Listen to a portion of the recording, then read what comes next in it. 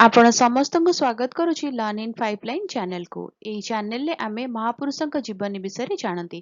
ଆଜି ଜଣେ ସେଇଭଳି ମହାପୁରୁଷଙ୍କ ଜୀବନୀ ବିଷୟରେ ଜାଣିବା, 5 ଧାଡିରେ ନୁହେଁ 10 ଧାଡିରେ। ସାର୍ ଚନ୍ଦ୍ରଶେଖର ଭେଙ୍କଟ ରମଣ 7 ନଭେମ୍ବର 1888 ମସିହାରେ ଜନ୍ମଗ୍ରହଣ କରିଥିଲେ। ତାଙ୍କ ପିତାଙ୍କ ନାମ ଚନ୍ଦ୍ରଶେଖର ରାମନାଥନ ଆୟର ଏବଂ ମାତାଙ୍କ ନାମ ପାର୍ବତୀ ଅମାଲ ଥିଲା। ସେ ଜଣେ ଭାରତୀୟ ପଦାର୍ଥ ବିଜ୍ଞାନୀ ଥିଲେ, ଯିଏ ଆଲୋକ ବିଚ୍ଛୁରଣ କ୍ଷେତ୍ରରେ କାର୍ଯ୍ୟ କରିଥିଲେ। ଯେତେବେଳେ ଆଲୋକ ଏକ ସ୍ୱଚ୍ଛ ପଦାର୍ଥ ଅତିକ୍ରମ କରେ, କିଛି ଆଲୋକ ତରଙ୍ଗର ଦୈର୍ଘ୍ୟରେ ପରିବର୍ତ୍ତନ ହୁଏ।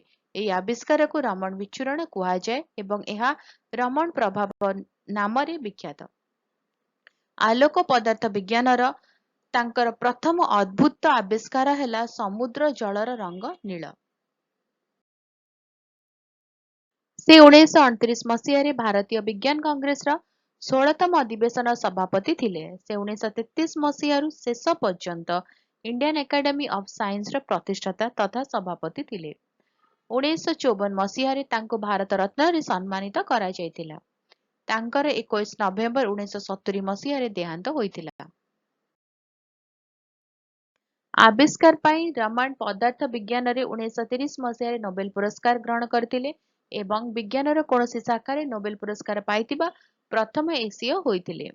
28 ଫେବୃଆରୀ 1928 ମସିହାରେ ରମଣ ପ୍ରଭାବ ଆବିଷ୍କୃତ ହୋଇଥିଲା। ଏହି ଦିନକୁ ପ୍ରତିବର୍ଷ ଜାତୀୟ ବିଜ୍ଞାନ ଦିବସ ଭାବରେ ପାଳନ କରାଯାଏ।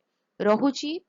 ଭିଡିଓ ଯଦି ଭଲ ଲାଗିଲା ଭିଡିଓ ଟିକେ ଲାଇକ୍ କରିଦେବେ, ଭିଡିଓକୁ ଅନ୍ୟ ସହିତ ସେୟାର କରନ୍ତୁ, ଚ୍ୟାନେଲକୁ ସବସ୍କ୍ରାଇब କରି ବେଲ୍ ଆଇକନ୍ ପ୍ରେସ୍ କରି ଅଲ୍ ନୋଟିଫିକେସନକୁ ଅନ୍ ରଖିଥାନ୍ତୁ। ଦେଖା ହବା ଆଗାମୀ ଭିଡିଓରେ। ନମସ୍କାର।